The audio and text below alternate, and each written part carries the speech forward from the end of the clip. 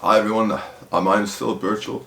I'm the founder of Omneity. Omneity is a streetwear brand, an artistic think tank that incorporates philosophy and symbolism, and it means everythingness, allness, or totality. It's what the metaphysical poets of Romantic poetry in England conceived of.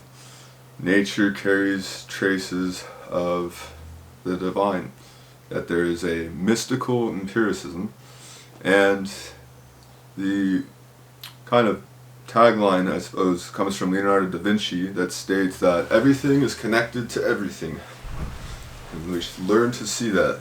And what we seek to do is to take art from the museum and bring it onto the street, and take the ivory tower onto the street. And that's what we've done here. We have a new collection out. It's by an Swedish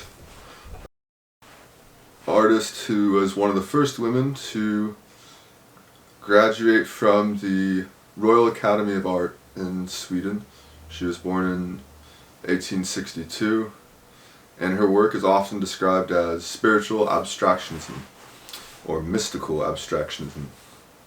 I chose to incorporate Klint's work because the name of the collection is Everything is Unity, and I saw that there was a kind of congruent message with her artwork and the message of Omneity, and perceived a need in our culture to reconcile divides and promote unity through art and streetwear.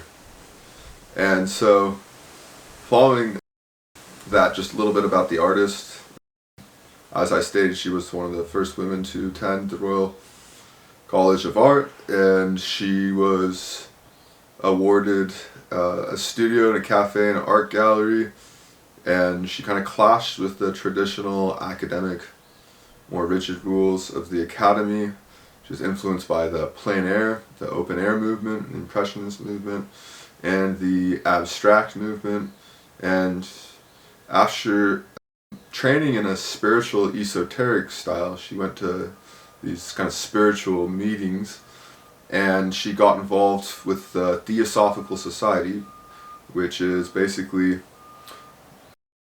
a kind of universal logic of religion that kind of promotes unity and takes away the divide. And she sought to reconcile her work with the rising modern science. And so you'll see in her work that she employs these kind of dualistic symbols, and this was one of them, which is the black and white, kind of yin and yang, two necessary opposites, and the brown and the red, that I feel that symbolizes land and blood. And these are two underlying factors of our humanity that we share in common. It's an underlying unifying principle of being. And I thought this was important, seeing the divides in our country with politics, with race, with the entertainment and the media. It seems that we've become more polarized than any era. Meanwhile, we've been more connected and disconnected at the same time through technology. And so it was the kind of general aim of her work to reconcile religion and science and the kind of global, religions. And I think that has a pressing relevance for our time today, where we have a rising form of so many various ideologies, and we really have to ask ourselves what unites and binds us and makes us like common one another. What shared beliefs and values do we have as a society that can keep us cohesive and not break down into so much division and multiplicity. And I think that Klint's work in particular, reconciling the opposites and showing juxtaposition and harmony and employing these symbols that are not wrapped up in divisive political jargon or language, and something that communicates to the soul. I think with her work in particular, I've named one of the shirts here Mystery or Enigma. And something about enigma is it's not an object of knowledge for us to comprehend, like we could comprehend, the various dimensions of a teacup or, a glass. But this is something that we rest in the limitations of our own reason. It's kind of like when you take in a vast sublime landscape, you have a vision in sight of the mountains that are seemingly extending for infinity, but it goes beyond the limitations of our own vision. They're our own visceral capture. I think with Klint's art, there's allusion to theological and philosophical symbols and microscopic realities, dimensions of physics. However, there is also this dimension of mystery or incomprehensibility, but there's an absorption of ecstasy or union or wholeness and feeling. I think that's one important aspect that we can take away from her overall project and her work. And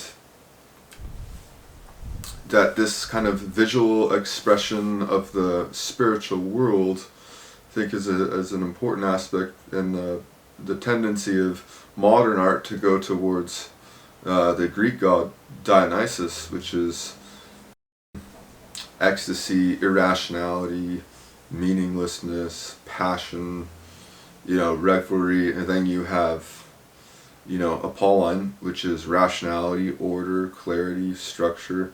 And I sought to pick this in previous work that I've done, and to show these two opposites. And when you swing to one side of the opposite, it's too extreme.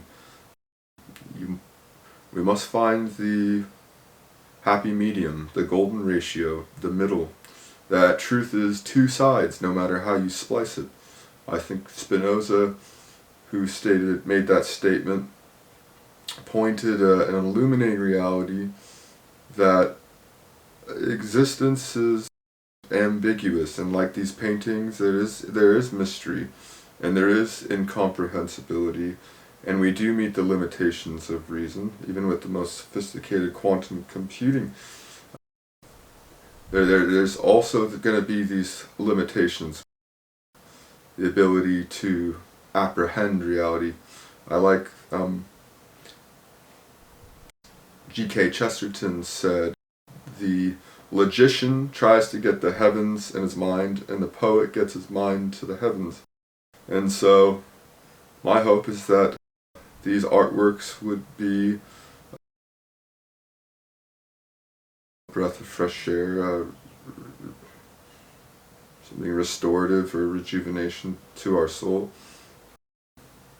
Goethe said, we need to read a poem, listen to the music, remind ourselves of these beautiful artifacts in order that we don't lose sight of the beautiful which God has implanted in our soul. So that's a little bit. These 3 shirts are now available. We got the Enigma shirt 10 days before and the Omneity Klint synthesis. And I hope that these shirts inspire you. I think that they start intriguing conversations, and that they promote a good message of unity and overcoming divides. And for the bottom line, that they're just dope clothes. You don't have to think about it too much if you don't like. But that meaning and that depth is there if you wish to seek. Thank you.